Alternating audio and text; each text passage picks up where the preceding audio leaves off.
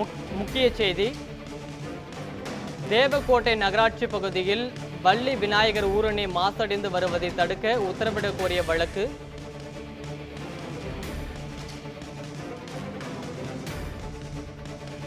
செய்தியாளர் சையது முஜாமின் இணைப்பில் உள்ளார். கூடுதல் விவரங்களை பதிவு செய்யலாம். வணக்கம். தேவக்கோட்டை நகராட்சி பகுதியில் உள்ள வள்ளி விநாயகர் ஊரணி மாசடி தடுக்க உத்தரவிட கோரி உயர்நீதிமன்ற மதுரை கிளையில் தேவக்கோட்டையை சேர்ந்த பஞ்சநாதன் என்பவர் ஒரு மனு தாக்கல் செய்திருந்தார். அந்த மனுவில் சிவகங்கை மாவட்டம் தேவக்கோட்டை நகராட்சி பகுதியில் உள்ள வள்ளி விநாயகர் கோவிலுக்கு உட்பட்ட ஊரணி அணை உள்ளது. இது குறிப்பிட்ட ட்ரஸ்டானது பாதிக்கப்பட்டு அதனை சுத்தப்பட்டு வருகின்றனர். அந்த ஊர்ணியை சுற்றியும் வசதியும் பலரும் குப்பையை தொட்டி அந்த ஊர்ணி முழுவதுமாக சீர்கேடாக ஏற்படுத்தி வருகின்றனர். மேலும் இதனைத் தொடர்ந்து தேவக்கோட்டை நகராட்சி துப்புரவு பணியாளரும் அந்த பகுதியில் சேகரிக்கப்படும் குப்பைகளை அந்த ஊர்ணி அருகே உள்ள வடகரை பகுதியில் குப்பையை கொட்டி மிக மோசமான அந்த சூழ்நிலை உள்ளது.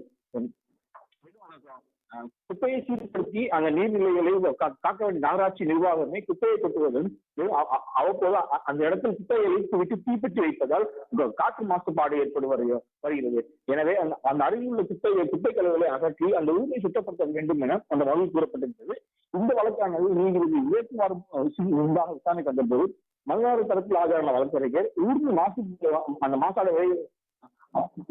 காணப்படும் அந்த புகைப்படங்களை நீதிமன்றத்தில் சமர்ப்பித்தார். அப்போது நீதிபதி தான் மதுரைக்கு வந்த பிறகு தினந்தோறும் மதுரை சென்னை செல்லக்கூடிய தேசிய நெடுஞ்சாலைகளில் காலை சைக்கிள் பயிற்சி சென்று வருவதாகவும், மேலும் அந்த தேசிய நெடுஞ்சாலையில் உள்ள இருப்புறங்களில் குப்பைகளை கொட்டி மாசடைந்து அதை சிலர் இருக்கு புகை மண்டலமாக காணப்படுவதும் தெரிவித்தார். மேலும் மதுரை கோவில் நகரம் என்று அழைக்கப்பட்டு வரக்கூடிய சூழலில் தற்போது குப்பை நகரமாக அந்த மாறி இருப்பது மிகவும் வேதனை அளிக்கிறது என்றும் தெரிவித்த நீதிபதி இதையெல்லாம் மதுரை மாநகராட்சி அதிகாரிகள் கண்டுகொள்வதில்லை. மேலும் இவற்றை முழுமையாக அகற்ற வேண்டும் என்றும் தெரிவித்த நீதிபதி அந்த வள்ளி விநாயகர் அந்த ஊரில் உள்ள மாசடைந்து வருவதை ஏற்றுக்கொள்ள முடியாது என்று தெரிவித்தார். மேலும் இந்த வழக்கு குறித்து தேவக்கோட்டை நகராட்சி ஆணையாளர் மாசடைந்து வரும் அந்த ஊரில் பாதுகாக்கப்படுவது குறித்து எடுக்கப்பட்ட நடவடிக்கைகள் குறித்து நேரில் ஆஜராகி விளக்கம் அளித்து உத்தரவிட்டு இந்த வழக்கு விசாரணை மார்ச் 10 ஒத்திவைத்துள்ளார். கூடுதல் விவரங்களை தந்தமைக்கு நன்றி சையது நிஜாமுதீன்.